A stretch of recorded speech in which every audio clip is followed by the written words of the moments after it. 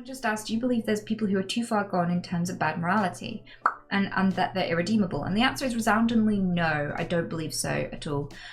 Because the story that changed my mind on that, because I used to think, there are people who are just fucked, was the person who started the RSPB used to go recreationally hunting. He didn't hunt for food, he just liked to shoot birds out of the sky. But yeah, recreational shooting, a lot of people blast, they breed an invasive species that doesn't belong in the country.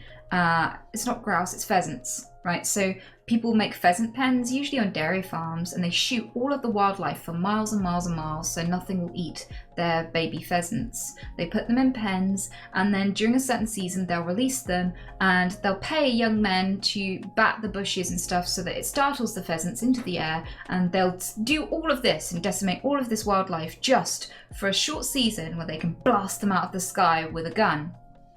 The man who started the RSPB used to do this, a charity dedicated to the preservation of birds and wildlife and helping them in emergencies. Actually started out for most of his life recreationally just shooting birds out of the sky for fun. It was a time when I really took a great delight in successfully killing. And this, I hate to think it was so, but it was so.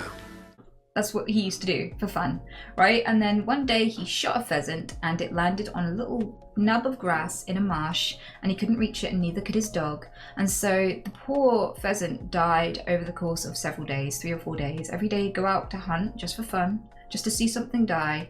And there already was someone dying and screaming in pain, day and night. And the next day he went, and the next day he went, and by the 4th day he put down his gun. When he came to Slimbridge, and wildfowling was still going on here, and he saw a female goose, wounded female goose, lying out on the sands, and the male standing by it for hours on end. And I think he thought that wasn't very nice, and he decided that he wasn't going to do any more shooting.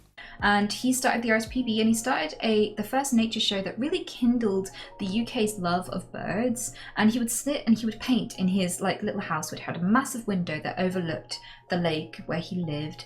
And he would paint these wild birds and tell us, the whole audience, about all the beauty of all these individual little species and why we should appreciate them and how to paint them and things.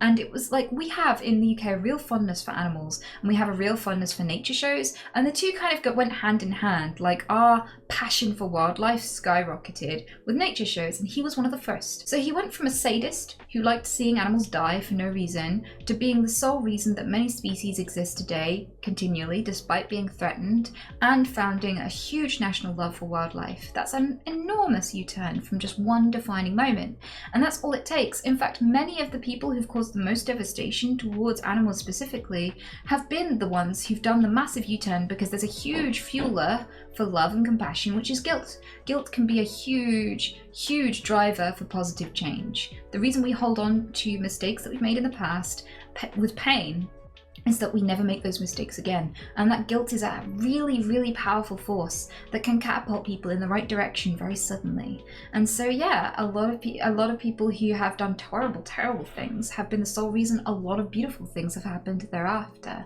We don't always learn how to be a perfect human right from the get-go, but some of us take longer than others to figure out how to have a kind impact. And that's why I never really lose hope with anyone, except rapists. Because the rate of recidivism in people who commit sex offences is higher. It's very much more likely that someone who's committed a sex offence after the age of 20 will again upon release from prison or incarceration. And so with those people in particular, I think it's a different strat, and we still haven't figured out how to help them recover and be better and safer for society, but I don't see similar statistics with most other crimes. So I think, there's a good reason not to trap people in the worst aspects of themselves by assuming they're always going to do it again in most situations. And the reason for that is if a prisoner comes out of prison and you define them by that, and you never trust them to rent a property or have a job or have a life or do anything else with their life, if you just go, no, you're untrustworthy, I don't want you near me, and I don't want to employ you, I don't want you to live near me, I'm going going to drive you away, then all they can do is crime, and you trap them in the exact behavior you want them to stop because they don't have any opportunity to be anything else. And so I think giving people chances in the right circumstances is absolutely essential for reducing crime rates and the victims of crime. So giving people a chance isn't just essential for the people that you have to forgive, it's essential for all of us.